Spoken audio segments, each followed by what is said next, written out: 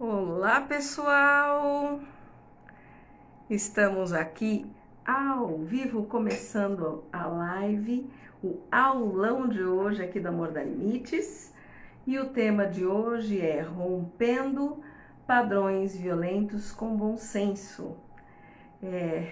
Eu vou mandando aqui um aviãozinho para o pessoal. Eu já não enxergo muito de longe, turma.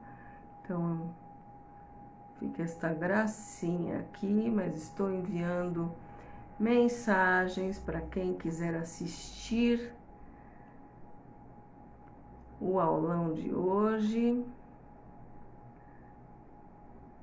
Vamos lá. E já a gente começa.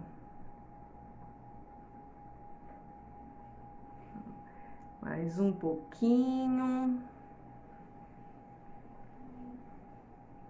Ok. Muito bom. Então vamos lá. Começando hoje o aulão. Para quem não me conhece, eu sou Ana Cláudia Marques, criadora aqui do canal Amor Dá Limites. Criei o treinamento para mães, que está permanentemente disponível na Hotmart. O link está na bio aqui do Amor Dá Limites. Sou terapeuta, sou escritora, tenho um livro Disciplina Sem Traumas também, que está disponível para vocês na Amazon, tá? Onde eu realmente trouxe um pouco, né, muito do que eu sei, para que vocês possam criar os seus filhos com amorosidade e rompendo realmente padrões negativos que a gente traz. E antes de começar o tema de hoje, eu quero ler um trecho do livro Vivendo, Amando e Aprendendo, do Léo Buscaglia. É um grande pedagogo italo-americano, que na verdade é a base para muito do que eu faço hoje, né? E ele fala assim, ele criou um curso chamado Amor, na universidade lá, e ele, na universidade lá nos Estados Unidos, e ele falou que é o único curso que se chama Amor. E ele fala que ele não ensina nada nesse curso, que na verdade ele aprende muito. Mas eu vou ler um outro trechinho em que ele fala assim: há anos os psicólogos, sociólogos e antropólogos nos vêm dizendo que o amor se aprende. Não é uma coisa que aconteça espontaneamente. Acho que acreditamos que seja, e é por isso que temos tantas inibições quando se trata de relacionamentos humanos. No entanto, quem nos ensina a amar? Para começar, a sociedade em que vivemos, e isso certamente é variável. Os nossos pais nos ensinam a amar, preste atenção no que ele fala. São os nossos primeiros mestres, mas nem sempre são os melhores mestres. Podemos esperar que os nossos pais sejam perfeitos. Os filhos sempre se criam esperando que os pais sejam perfeitos e depois ficam muito desapontados e desiludidos e realmente zangados quando descobrem que esses pobres seres humanos não são perfeitos. Talvez o ponto que marque a idade adulta é quando olhamos para essas duas pessoas, esse homem e essa mulher, e os vemos como seres humanos normais, como nós, com inibições, conceitos errados, ternura, alegria, tristeza, lágrimas, aceitando que são apenas seres humanos. E é importante que se de fato aprendemos o amor com essas pessoas e com essa sociedade, podemos desaprender e reaprender. Portanto, há uma grande esperança. Há uma grande esperança para todos nós, mas em algum ponto é preciso aprender a amar. Creio que muitas dessas coisas que estão dentro de nós, e nada do que vamos lhes dizer vai ser uma grande novidade. O que vão verificar é que alguém vai ter a coragem de se levantar e dizê-lo. E talvez, portanto, libertar isto dentro de vocês, para vocês poderem dizer: é assim que eu também me sinto. É errado sentir isso? Então, o que ele está falando? Exatamente do que nós vamos tratar hoje. rompendo esses padrões violentos com bom senso, rompendo esses padrões violentos e voltando o nosso olhar para como podemos ser mais amorosos, né? Ser mais amorosas como mães com os nossos filhos, com as nossas crianças, com o nosso parceiro, né?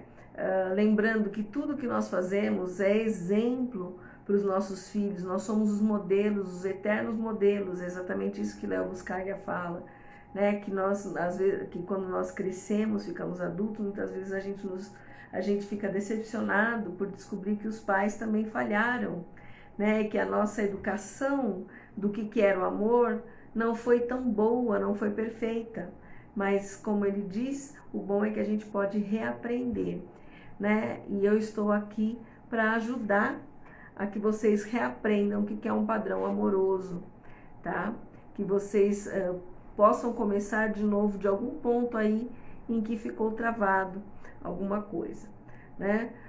Então, além do Léo Buscaglia, eu queria falar um pouquinho que já tratei desse assunto quando eu dei uma analisada na série Made, acho que falei em 2 lives aí passadas, dei uma procuradinha, tá no feed, tem no YouTube também, vocês podem acessar pelo link da bio. Mas o que acontece? Lá quando a gente olha a série Made, né, e eu acho que a maioria assistiu porque foi uma febre, né, a gente vê com muita clareza adultos que não têm consciência das suas ações e eles estão lá marcando a vida das crianças, dos filhos deles, né? E para quem não sabe, a Made é uma história real e a personagem principal é que é a autora do livro, tá? Que ela é uma escritora mesmo. E a gente vê lá, né, adultos completamente reativos, né, que eles estão alienados desse papel de protetor que os pais têm que fazer, de educador que os pais têm que ter, né, de ser exemplo, né? E o que acontece? Por que eu estou fazendo essa lembrança, né, da série Made? Porque quando a gente vive padrões violentos ou de desrespeito, né, a quem a gente era lá na infância, né, a tendência da gente é reproduzir esse padrão, né, mesmo que não seja consciente. Então, quando a gente é adulto, a gente acaba reproduzindo esse padrão, né, e a gente, até porque a gente acha que aquilo ali é o jeitinho certo de fazer, porque se os pais fizeram, né, então a não ser que aquilo incomode muito, a gente vai reproduzir até a hora que alguma coisa bate dentro da gente que não está muito bom, né? Mas aí, quando é isso? É quando a gente começa a ter outras referências de maneiras diferentes de criar, de lidar com a criança, maneiras mais saudáveis de interagir com nossos filhos, e a gente fala, peraí, eu quero fazer isso, eu quero fazer diferente, né? Então, sem essa consciência presente, a gente acha que aquele lá é o modo da gente agir, né? E tudo bem, né? Até então é o tudo bem, porque a gente não está fazendo por mal, a gente está fazendo porque era a única forma que a gente conhecia, né?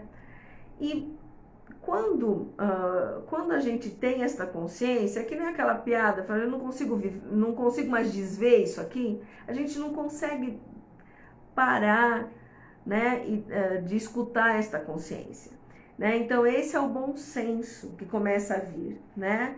E o bom senso só vem mesmo quando a gente compreende e aceita, né, que a gente vivenciou em alguma parte uma educação que foi violenta de alguma maneira, que nos violentou de alguma maneira em algum sentido, né? Que aquela criança ali em formação que nós fomos realmente ficou magoada, ficou sentida, né?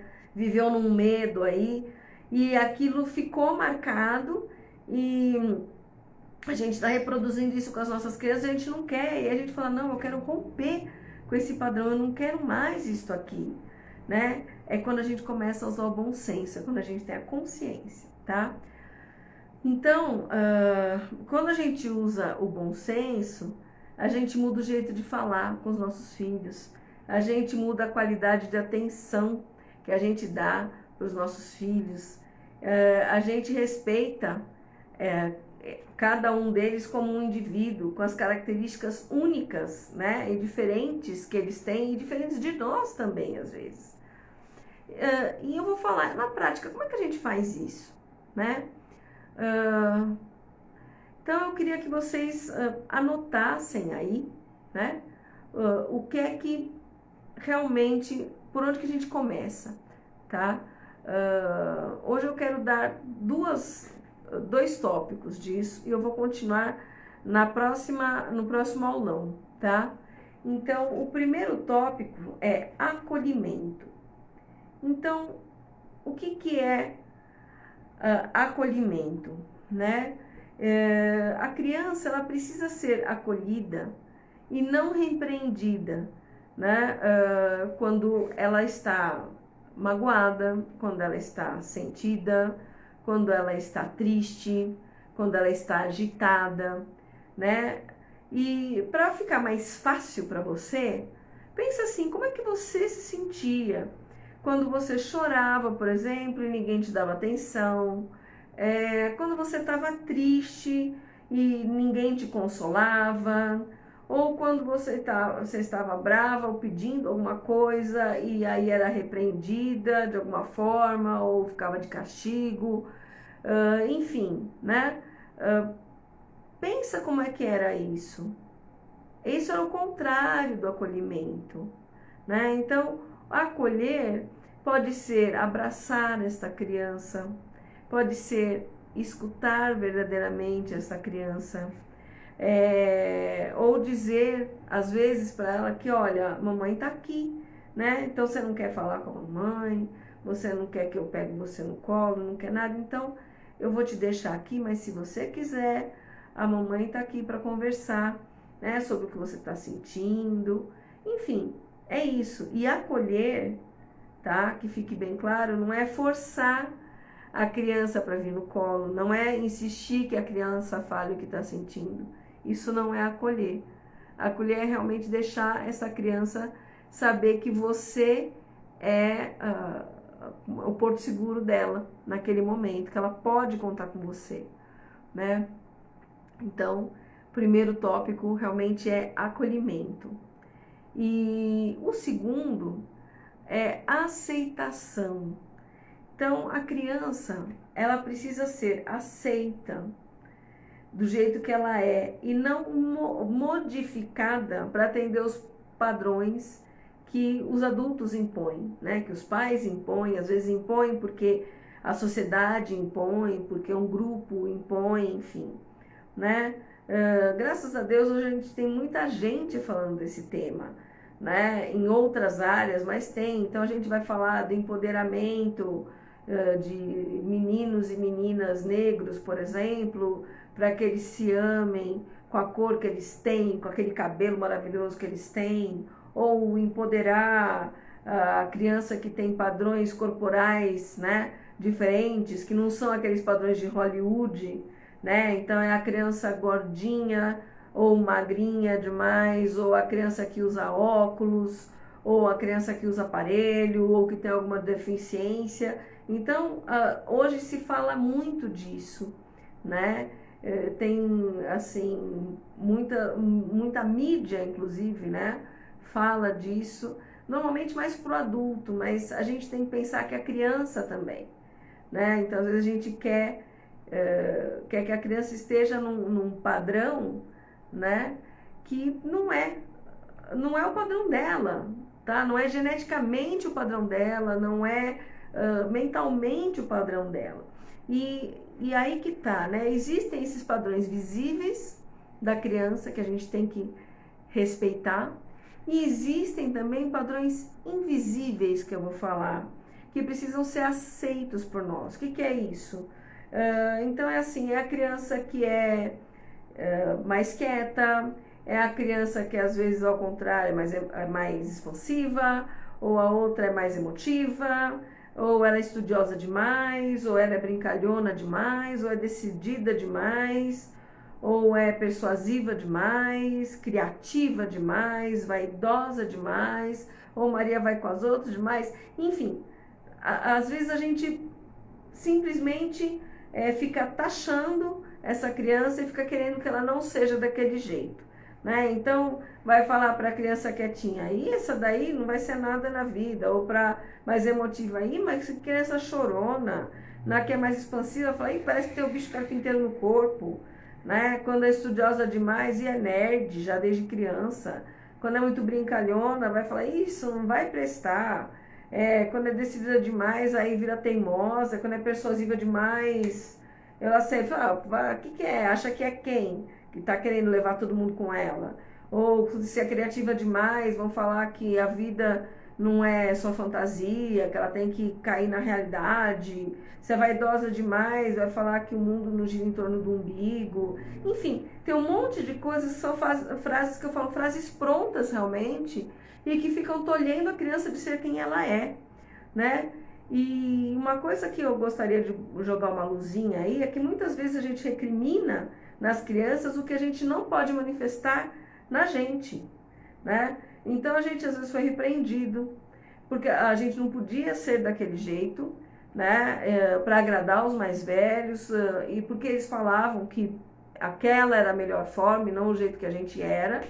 E aí, quando vai ver, a gente tem uma criança e a gente acaba repetindo esse padrão, né? A criança às vezes é o nosso espelho e a gente não quer que aquilo se torne, como é que fala, que aquilo viabilize, porque você não viabilizou, né?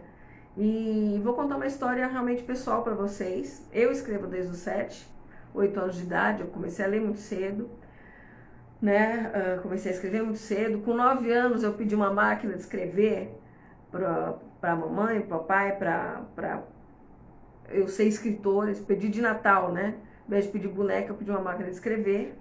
Mas eu sempre escutava na minha casa que eu tinha que parar de sonhar, porque esse negócio de ser escritor não é para qualquer um, né? Você tem que ser especial, você tem que ser diferenciado para ser escritor, né? E eu, além de escrever, eu gostava de desenhar, gostava de cantar, gostava de inventar música e tal, muito criativa, só que eu escutava que isso era só diversão. E à medida que eu fui crescendo, cada vez mais que eu tinha que botar o pé no chão e escolher uma profissão real em algo que desse dinheiro. Então essa era a fala, né?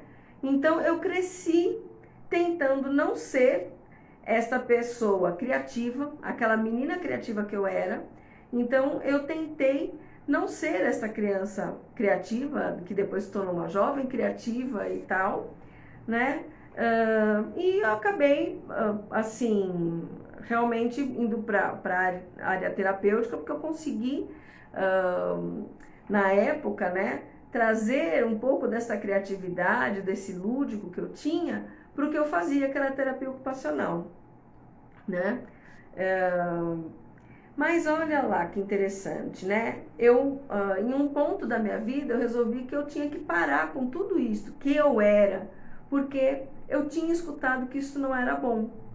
Então eu passei metade da minha vida, passei até os 36 anos tentando não ser criativa em nenhum aspecto, tá? E aí o que aconteceu? Eu adoeci, tive uma doença autoimune, né? Quase que bati as caçuletas, mas no meio do caminho, graças a Deus, né, que tinha esta pedra, eu entendi que eu precisava, né, com terapia e tudo mais, mas eu entendi que eu precisava resgatar aquilo que eu gostava. E aquilo que eu gostava era aquilo que eu expressava quando eu era criança. Quero ser criativa, tá? Então, depois disso, eu brinco, eu desadoeci, né? Eu nunca mais manifestei essa doença autoimune e neste processo eu comecei a publicar meus livros, eu comecei a gravar as músicas que eu criava, né? Comecei a escrever em blog, fui fazendo muitas coisas, eu fui me permitindo a ser quem eu era e que eu não tinha sido permitida quando era criança. Então foi uma coisa muito forte. Por isso que neste processo eu tinha as crianças pequenas aí, quando eu tive lúpus, a Dani estava com 7,5, o Gabriel 8 anos, o Gabriel estava com 1 ano e pouco, E aí eu entendi que eu precisava, né? Eu já deixava, que era interessante, eu não podia, eu tinha que ser séria, mas eu já deixava os meus filhos terem um mundo lúdico, né? Mais rico do que o meu. Só que quando eu passei por esse processo, eu entendi que eu tinha que afirmar para eles que eles podiam ser quem eles eram. E foi isso que eu fiz. Então, eles puderam, né, experimentar em ser quem eles eram, sem ter medo de serem repreendidos. Então, a Daniela, muito criativa, hoje ela é formada em teatro, ela é professora de yoga, ela usa tudo que ela aprende, esta consciência corporal que ela tem, que ela fez balé também, como professora de yoga, ela também canta e compõe, ela usa tudo isso dentro das aulas dela. E ela usa toda a criatividade, né, que não foi tolhida no que ela faz, né? E o Gabriel, ele era mais quieto do que ela, né? Ele é um leitor voraz, ele é autodidata, né, em japonês, no que ele pega, ele estuda e faz, é um desenhista de mão cheia. Então, o que eu vejo? A hora que eu me permiti ser quem eu era, eu também permiti aos meus filhos e mostrei para eles que era bom a gente ser quem a gente é, né? Agora pensem, poderia não ser assim. Eu podia ter escolhido ali continuar acreditando que eu não era tão boa para ser escritora, para desenvolver o que eu gostava lá como artista, mesmo que fosse como hobby, que é o que eu faço a maior parte das vezes, né? E que isso não era nem vergonhoso, que isso não tinha problema. E só que eu poderia ter pensado que eu ia ser, que eu só seria boa se eu não fizesse nada disso, se eu fosse uma pessoa séria, né? Então, se eu tivesse continuado assim, eu também não ia permitir que os meus filhos fossem criativos, tivessem essa liberdade de serem quem eles são, e acabar criando executivos mirins, que é o que a gente vê muito por aí, né? Crianças que como é que fala, de pequenos tem uma agenda assim, porque tem que ser a computação, porque quando ele crescer tem que ser o inglês, porque quando ele crescer tem que ser a aula de etiqueta. Gente, para com isso, né? Veja o que esta criança quer. Às vezes aquilo que você acha tão importante para ela, não é importante para ela, é importante para você, é importante para a sua expectativa, né? Porque a minha expectativa, né? Então, isso é uma coisa. Se você for pensar, é mais a sua expectativa. Eu tive uma experiência ótima. Daniela devia ter uns 8 anos, 9, e aí apareceu a oportunidade de fazer um curso de computação. Nossa, eu falei, computação é coisa do futuro, vou preparar minha filha. Fui lá e matriculei a abençoada da menina no curso de computação. Pensa um negócio que a pessoa não gostava, mas nem com reza brava. Resumo da ópera, eu acabei passando o curso para uma amiga dela que adorava desde pequena a computação, e passamos o curso para essa menina, tá? Porque ela não queria. Da mesma forma, tentei fazer ela aprender a língua do pai dela, né? Que pai Nisei, o japonês, e ela também não queria de jeito nenhum, né? Não gostava, tal. Acabamos parando aquele curso. Aí pega o irmão dela, que é totalmente diferente, como eu digo, cada um é único, né? Quando eu vou ver, ele tá falando japonês só lendo mangá, gente. Ou seja, imagina se eu tivesse dado aquele curso que eu dei para ela, se eu tivesse dado para ele, que eu nem percebi que ele estava aprendendo. Um dia ele chegou e saiu falando japonês com a avó. Eu falei, meu Deus, né?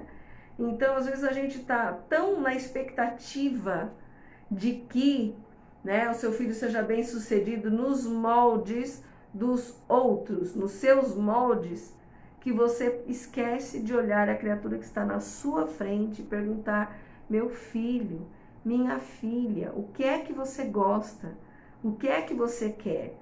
Você quer ir brincar? Eles são pequenos, né? Então a gente está falando aí de crianças de 1 até 7 anos, então vamos pegar a fase que está querendo verbalizar já.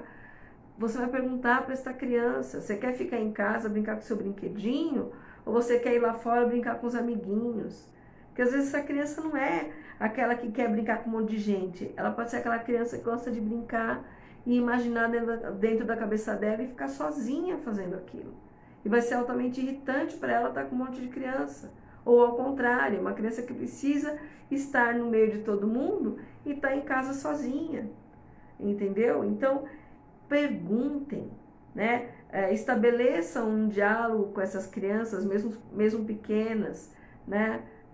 Tem a Cecília Meirelles falava ou isso ou aquilo, né? Tem uma poesia que chama ou isso ou aquilo. Então, pergunte se é isso ou aquilo, né? Entenda o que essa criança é na sua essência, tá? E respeitem. Então, duas coisas, né? Que então a gente está falando nesta aula de hoje, que é acolhimento desta criança e a aceitação. A aceitação faz parte deste acolhimento, tá? E assim, a gente tem que perceber realmente se a gente não está às vezes recriminando as nossas crianças do jeito que elas são, porque elas não são iguais porque elas são iguais a nós e a gente não conseguiu ter essa expressão, não foi dado para nós essa oportunidade, né?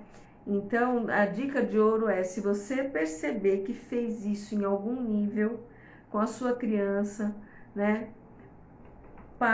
Peça desculpa, permita que ela seja do jeitinho que ela é, incentive essa criança e aproveite para redescobrir em você essa criança que está perdidinha ali e deixa que ela apareça, né? Da forma que for. Então, por exemplo, se você gostava de desenhar, a sua criança gosta de desenhar, vocês estão aí nesse período de férias, a criança quer desenhar, quer que você esteja do lado, às vezes você fica irritada, não fique. Pega um papel junto com ela, senta, ela desenha daqui, você desenha aqui, tá? A criança quer cantar, senta e canta, se era isso que você gostava de fazer, às vezes falavam que não era para cantar, tá? Que era para não ser amostrada, sabe? Então, seja mostrada se você quiser, sabe? Seja quem você é e deixe a sua criança ser quem você é. Eu falo que, como disse o Léo Buscaglia, né? Aqui, quando a gente ensina o amor, a gente mais aprende do que ensina, né? Então, quando a gente está neste processo, a gente se reencontra. Então, se reencontrem, tá? Porque é só quando vocês se reencontram que vocês conseguem encontrar o amor por si mesmas. E aí, dentro deste amor por si mesmas, está a raiz do amor que a gente tem que ter pelos nossos filhos. Isso é muito sério. Muito, muito sério. Então, quando a gente se encontra, quando a gente está aqui e fala assim, eu sou desse jeito, eu sou quietinha, ou eu sou expansiva, eu sou mais criativa, ou eu sou mais reflexiva, seja lá o que for, e eu me amo desse jeito, eu me aceito desse jeito, aí você olha para aquela criança e você vai falar a mesma coisa para ela. Que você ama ela do jeito que ela é. Isso é muito sério. E eu me emociono. Porque quando a gente fala que a gente ama, este é o verdadeiro amor. Não é o amor condicional, é o amor incondicional. Tá? Deixa eu tomar uma aguinha, que eu realmente me emociono com esse tema, tá? Porque eu acho que isso é muito importante. E na base de tudo o que eu faço, todos os atendimentos que eu faço, independente se é com vocês, mães, independente se é com adultos que estão tentando se encontrar, sempre esta é a raiz. Se encontre, se respeite, se acolha. E aí você consegue encontrar a criança que está na sua frente, seu filho, a sua filha, respeitar esta criança e acolher esta criança, tá? Então é isso.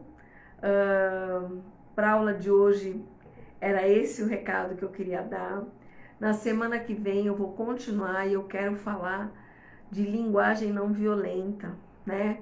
De estar falando sobre esses diálogos sem violência que a gente pode e deve ter com os nossos filhos, formas mais gostosas, mais agradáveis, menos acusadoras de falar, né? Mas isso é um spoiler, então eu vou deixar para falar semana que vem, porque eu acho que isso é um tema muito importante mesmo. Então estejam comigo. Se vocês gostaram desse vídeo, né? Deixem aí um coraçãozinho, né? Compartilhem, podem compartilhar nos seus stories, compartilhem com amigas que às vezes precisam escutar isso, sabe? Porque às vezes a pessoa precisa escutar uma coisinha só para poder virar a chave e melhorar, né? E realmente adoçar esse relacionamento com a criança, estar mais próximo, estar realmente nessa educação amorosa que a gente prega aqui no Amor Dá Limites, tá? E se quiserem conhecer mais do trabalho que eu ofereço, né? Entrem na bio aqui do Instagram, né? E vejam lá o Linktree. Então tem os cursos que eu ofereço, tem e-book gratuito, tem e-book na Amazon, tem vídeos no canal do YouTube, né? Aproveitem, porque tudo isso é conteúdo realmente gratuito, mas de qualidade para vocês, tá? As postagens que eu faço no feed também sempre tem conteúdos para vocês pensarem, muitas vezes vocês já podem colocar em prática, tá? Isso é conteúdo muito rico, tá? Então, o que eu estou disponibilizando, então aproveitem ao máximo, ok? É isso, eu estou me despedindo aqui, porque eu sei que todos vocês têm afazeres, têm filhos para às vezes colocar para dormir, e eu estou terminando aqui. Um abraço para vocês e até a próxima semana.